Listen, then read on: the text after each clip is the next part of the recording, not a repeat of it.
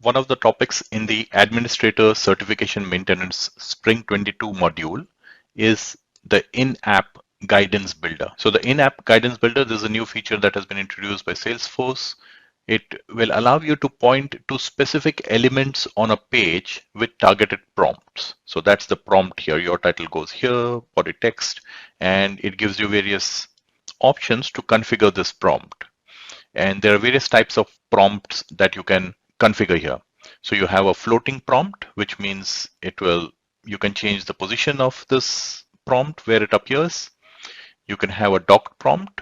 So it will appear as a kind of a standard Salesforce help, but it is customized by you. And then you can have targeted prompts. For a targeted prompt, you have to enter targeting mode and then select which element you want the prompt to appear next to. But let's start at the beginning. Let's see how to configure these, how to get to this in-app guidance builder. So this change is available in Lightning Experience for Essentials, Professional, Enterprise, Unlimited editions and Developer editions. So how do you find the in-app guidance? Go to Setup, and from Setup, find in-app guidance. Click on in-app guidance there, and I've already created one prompt. Now what it shows me is the name of the prompt, the type. It's a targeted prompt. It applies to the Kivitech NZ app that I have created. It will appear on the home page, and it shows how many views and how many completes of the prompt have already occurred. And finally, it shows this prompt is currently active.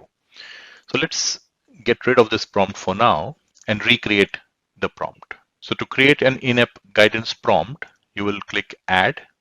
That takes you to the in-app guidance builder. And on this page, you will add a prompt that gives you the choice whether you want to create a single prompt or a walkthrough. A walkthrough is basically a series of up to 10 prompts that are linked together. The single prompt, it is a floating, targeted, or docked prompt. So for the purpose of this video, we'll just go through the single prompt. Click Next. Now you have a choice of whether you want to make it a floating prompt. So when you want to make a floating prompt, you can decide on the prompt position where you want the prompt to appear. By default, it is appearing in bottom center. So that's the prompt there. You can have it on the top left. Let's keep it top left because we want the user to start with the Accounts tab. So let's click Next.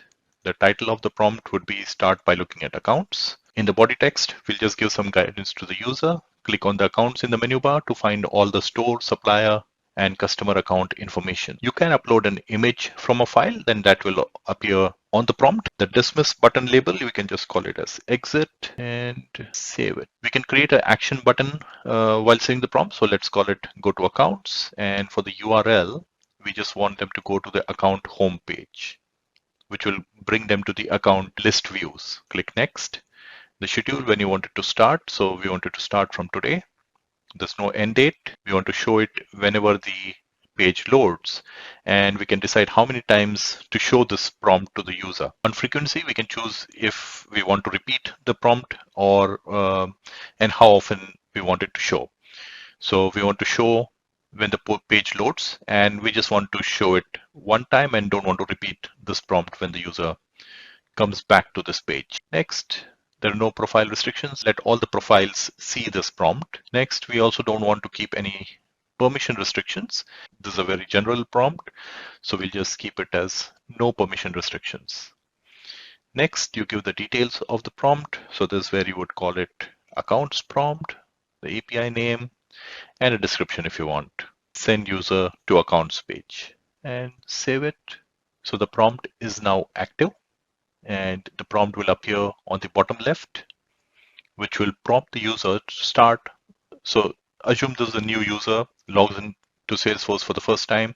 He's given a prompt, start by looking at accounts, click on the accounts in the menu bar, and we are able to place the floating prompt right next to the accounts tab. So that's easy. The user can exit the prompt, or he can click on the action button. And if he clicks on go to accounts, that actually takes him to the accounts page. So we click on done here, and let's test this out now. If we go to the home page and refresh it, it shows us the prompt. The user can exit the prompt, or he can go to accounts, or he can follow the instructions, click on accounts in the menu bar. So the user can click on the accounts tab here. If he clicks on the action button, go to accounts, it actually takes him to the accounts list view page. I hope this module has been useful for you as you go through the administrator certification maintenance module. You do need to complete this module to maintain your administrator certification.